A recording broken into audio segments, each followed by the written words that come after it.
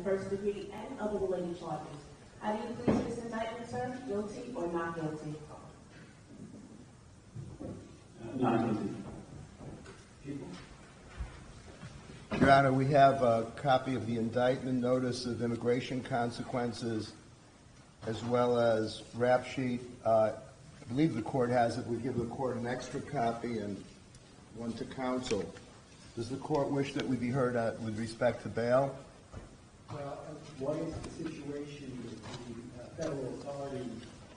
They have a hearing on? As we understand that we have primary jurisdiction, and we have been informed by the U.S. Attorney that they intend on allowing us to try our case first. So with respect to whatever goes on there, as the party with primary jurisdiction, the trial and the sentencing will take place here prior to anything that takes place in the federal system. What you just said, the answer is it's fine if we take custody today. That I'm not sure of, because Your Honor signed a writ in which it says that we're going to return the defendant to federal custody. So I think that would be step two. I do think that logically, as the party with primary jurisdiction, the custody should be here. But I asked the court, in light of the court signing the writ, indicating that we would return him to federal custody, that be done at a later time. Well, I've been through this before, and if you do that, they will rid him right out of here. So I don't think I'm going to do that. But if you work it out with him, that we will take custody rather than us bringing him back for any proceedings, that would be great. We will make every effort to accomplish that, Your Honor. But there should be some kind of detainment, and you know that. Yeah. If there's a period where there changes, there should be some mechanism that he's brought here. Absolutely. And then you can look at that. All right, is there any further? Yes, Your Honor. We'd like to make a record, if that's okay with Your Honor. First, we'd request immediate, expedited discovery in this case. The people have had this case for about almost 3 weeks, and that's more than enough time to gather as much information as they can give to us, especially now that we have two proceedings that we have to answer to, one of them being death eligible. So we are requesting that we get immediate discovery of the New York City Police Department and FBI and federal and state documents. And the second thing I want to make a record of, Your Honor, is I'm very concerned about my client's right to a fair trial in this case. He's being prejudiced by some statements that are being made by government officials.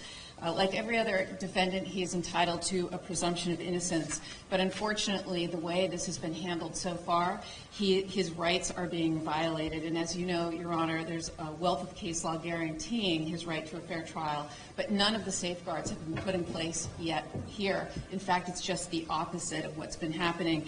He's a young man, and he is being treated like a human ping pong ball between two warring jurisdictions here.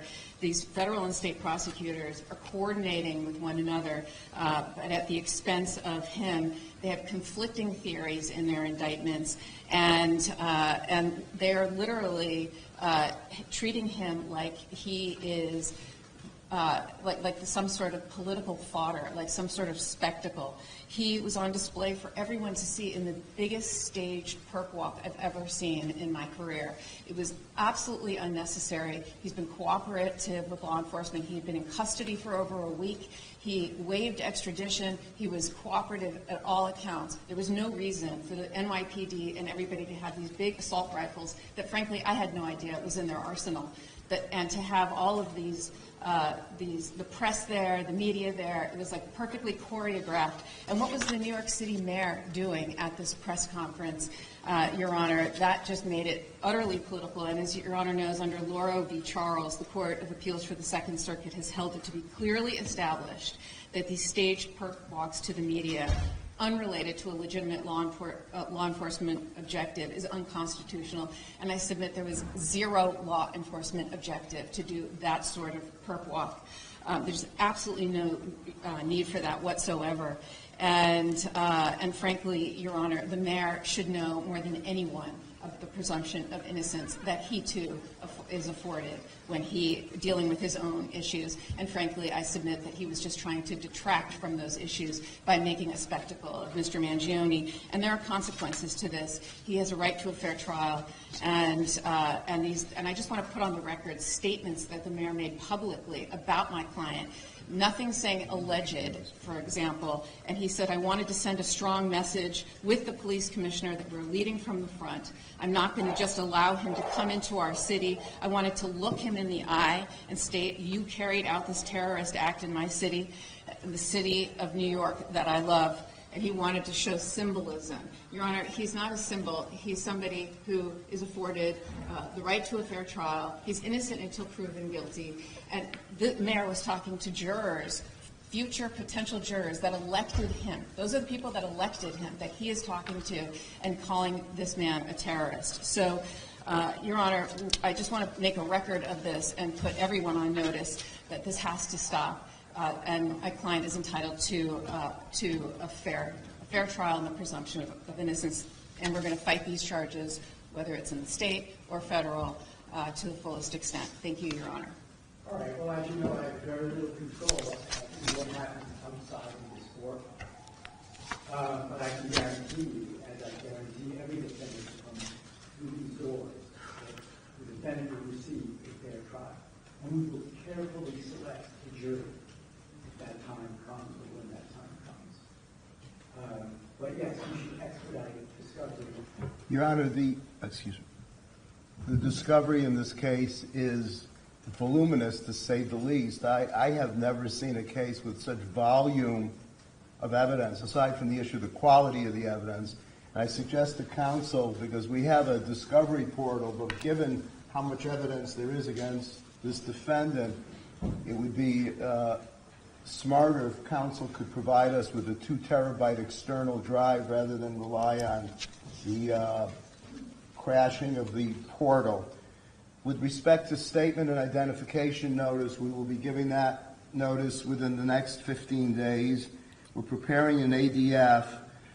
We'll do our best to expedite discovery, but I'll say that with redactions and with the volume of it, we're hoping to do it as best we can under, this is not a usual case in terms of the thousands of hours of video tracking and the like, and the fact that we're not only responsible for discovery in this county, but in Altoona, where the arrest was made and where several officers were involved. And we're in touch with those people, and we're going to get everything counsel's entitled to.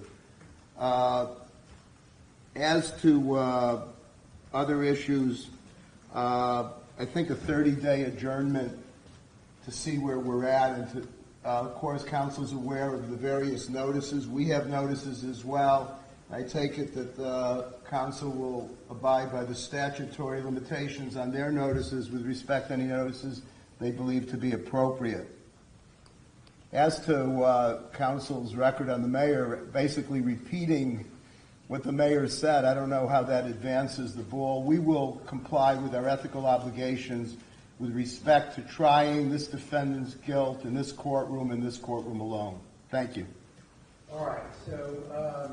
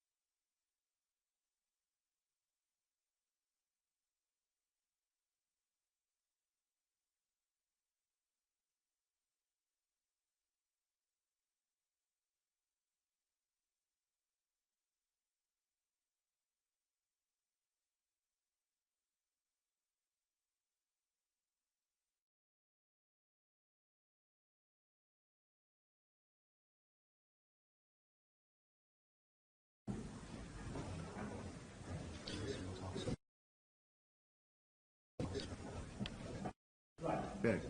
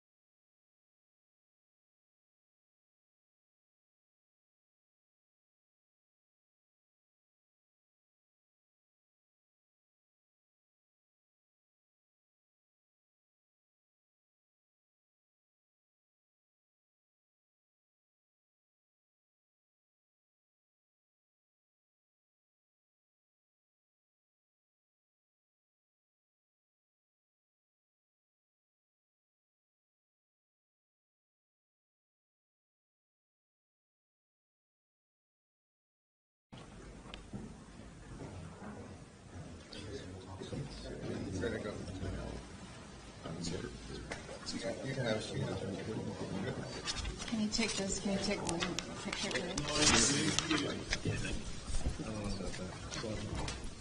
Can you take this?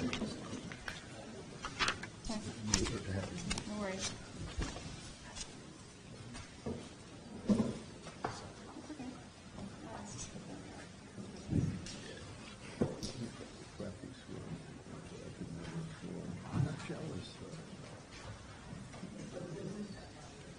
Thank you, Your Honor.